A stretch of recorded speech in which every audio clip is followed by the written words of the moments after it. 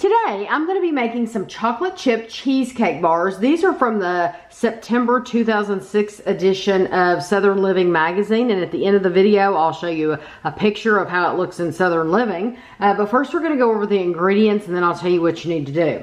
First, you need 1 cup of all-purpose flour, 1/3 cup firmly packed brown sugar, a 1/4 cup butter softened, 3 8-ounce packages of cream cheese softened, and I left the Philadelphia out there, so I wanted to show you that's the brand we bought. 3/4 cup of granulated sugar, 3 large eggs, 1/3 cup sour cream, a 1/2 teaspoon of vanilla, and 1 12-ounce package of mini semi-sweet chocolate chips, and you're going to divide it. So I bought the Kroger brand, and I'll tell you why. Because the Kroger brand actually had 12 ounces. The Nestle Toll House, I only saw the 10 ounce, and I need 12 ounce for the recipe, so I bought the Kroger brand. But I think they'll be just fine. So, but you want to use the minis, so they're a lot smaller. So the first and how are they divided? You want to get out a cup and then leave the rest in the bag, so we'll show you how to do it. So the first thing you want to do is you want to combine the first 3 ingredients, and this is going to be the base for your bars. So you have your flour and your brown sugar and your butter,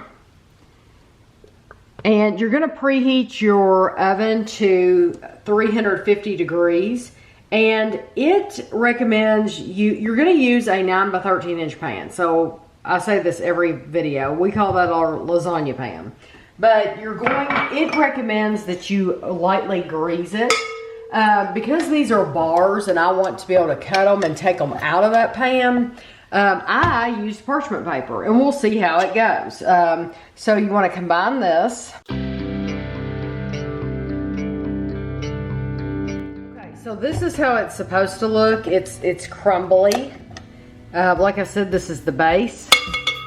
So you want to take this and pour it into the bottom of your pan.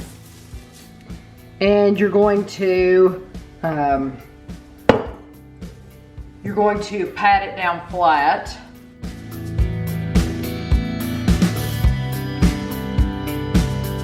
Going to bake from 13 to 15 minutes or until light brown. I'm gonna go right in the middle. I always do. I'm gonna go to 14 minutes. So while your crust is baking, you can take your softened cream cheese, and I'm using the same bowl. I didn't clean this out or anything because I don't think it'll hurt it.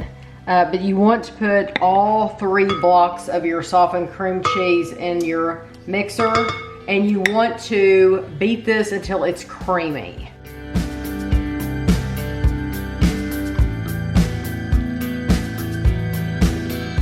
Now you want to gradually add in your sugar until it's gone.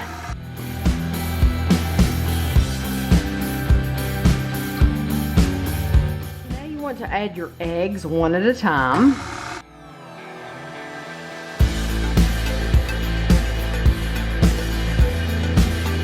Okay, so now you want to add your vanilla and your sour cream and your baking chips, and you're just gonna mix it on low speed.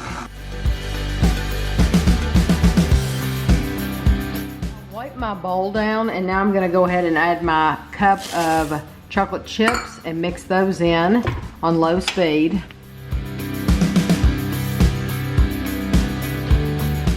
I'm just stirring this up a little bit to get those chips incorporated. This is how this looks after it's been in the oven for 14 minutes.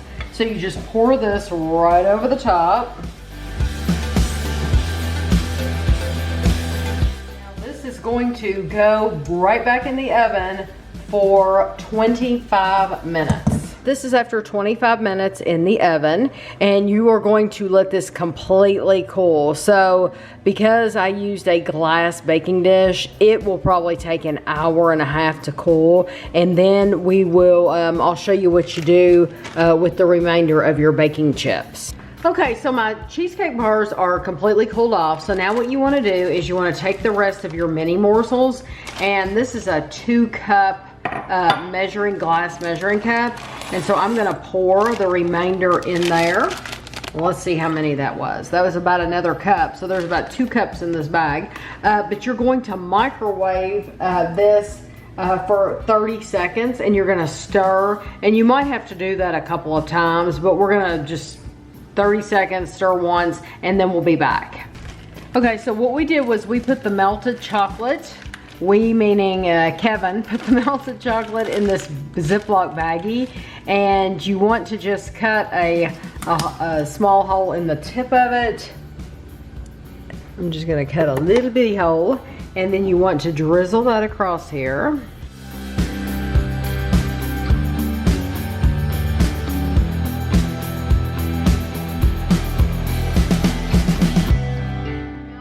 What you want to do is you want to cover this. I'm just going to use some cling wrap to cover it, and you want to put it in the refrigerator for at least 4 hours to let your chocolate set.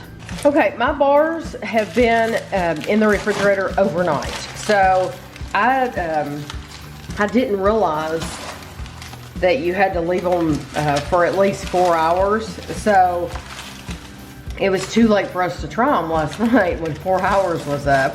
So we decided, well, we'll just try them tomorrow. So, but that's actually nice because see how that chocolate's set up? I like your little swirly cues, the little ones.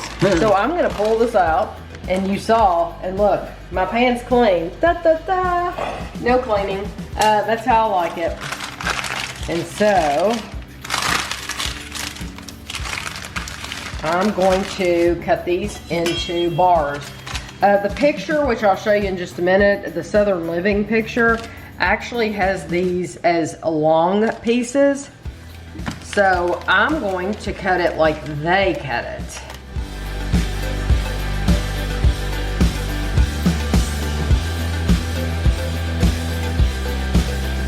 So here's what it looks like.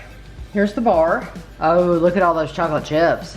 That looks nice. The only complaint that I have is as you're cutting it, your chocolate wants to come off. Your chocolate, and even if I had cleaned my knife off in between cuts, it still is gonna wanna come off because it's very, very brittle from being cold. But they're very pretty bars, so now we'll give them a try.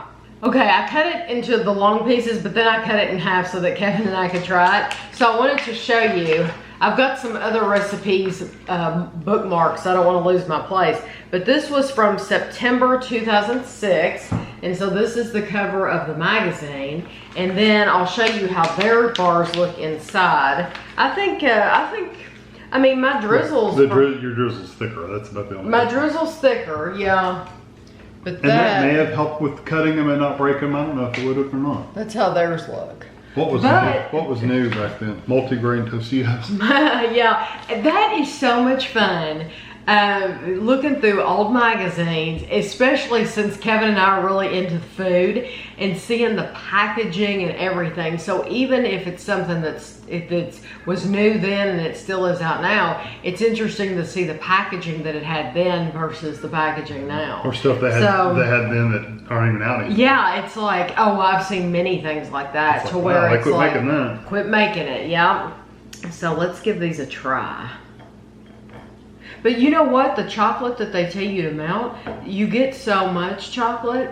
And you saw how small I did the tip in that bag. So, you know.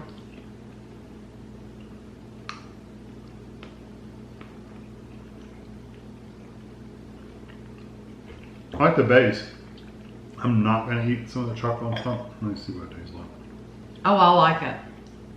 And it tastes like cheesecake. Mm-hmm. Wow. I like it. The parts on top, for me, makes it a little more dark. Mm-hmm. A little more dark chocolate bitter. Mm-hmm. But I like it. It's just when you have the chocolate on top, you do get a lot of chocolate, and it's but just a little bit of the darker chocolate. You know what? And I like doing what I just did. I like picking it off and eating just the chocolate. I think it's delicious. Very good.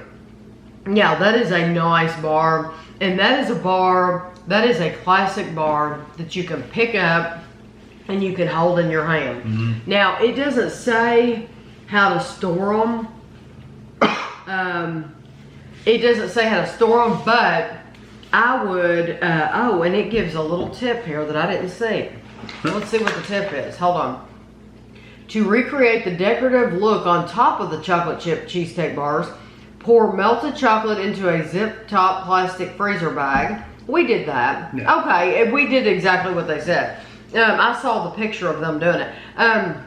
It doesn't say how to store these, but you're going to store them in the refrigerator because cream cheese. Yeah, because it's cream cheese. So what I'm going to do is I have some tins, decorative tins, and I'll line them with wax paper or parchment paper is what we have.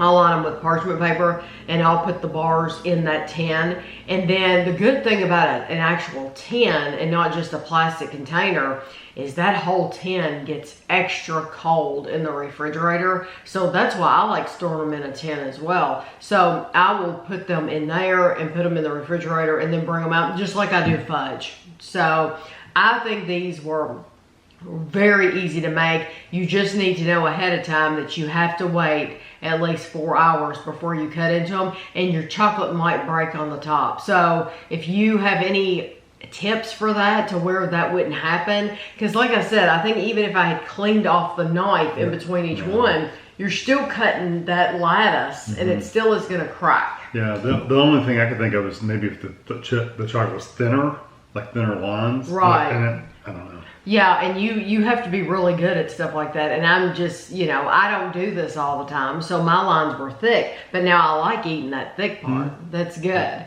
So I hope you enjoyed the video. Let me know if you try it out, and thanks for watching.